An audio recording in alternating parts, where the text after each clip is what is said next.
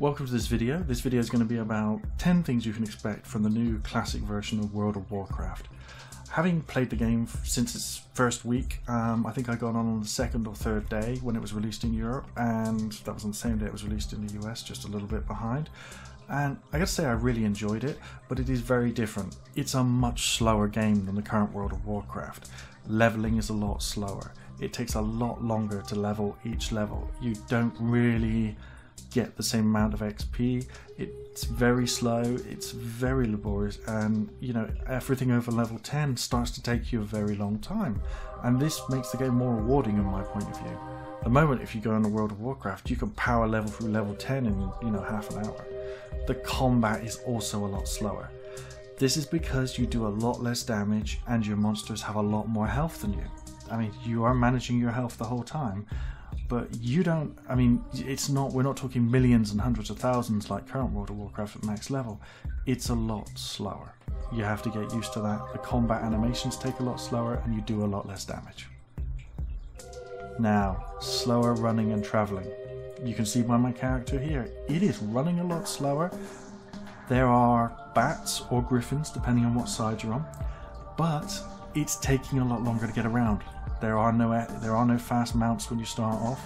There is no flying. You know, flying is only via flight points. You can't go out and fly your way across Azeroth. That doesn't happen. But you will get classic quest chains, which are going to give you some of these flight points. These classic quest chains are also going to lead you around the world and let you discover everything. Now, not like the modern World of Warcraft, where it takes you to Quest Hub, dumps you, and you do everything there, and then it pushes you onto the next zone. They're a little more loose than that. It's a little more open world, and you'll find yourself being drawn. But one thing you notice here, the graphics. It's a much older game. It looks pretty good for a 10-year-old game, but let's face it. It is not up to modern standards. It is clever, there is trickery, but there are very few polygons on the screen. It looks like something these days you'd get on an iPhone. And I'm not being serious. The iPhone now is way more powerful than the PC when I was playing this. Longer cast times with combat. Look at the length of time it is taking me to cast those spells. It goes into my slower combat thing, but even the bolts travel slower to their target. You have to get used to all of this timing. It will have an effect on the way you fight. What was the next point, do you think? Oh, and these quests, less logical layout. The world is laid out like an art form. It's less logical.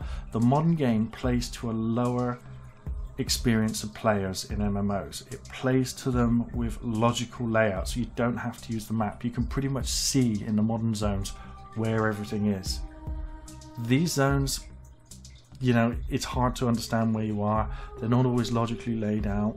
They are much more twisty and windy. It gives the game its character. It gives it its unique appeal, in my opinion. The world is a lot more empty. Can you see the lack of density of NPCs and of creatures? The spawn rates are not dependent on how many people are in the area. The spawn rates are fairly consistent. You won't get, because there's 10 people there, you won't get 10 times the spawn rate like you do in some of the modern zones. You will have to go looking for your monsters. You will have to hunt them. You will not just be able to walk around and find one every 2 feet. It doesn't work like that. If you're looking for a particular one, it can take you a while to find them. You're not going to get a big icon above their head telling you they're epic. That's not the way it works in this version of the game. It's much slower and much more interesting.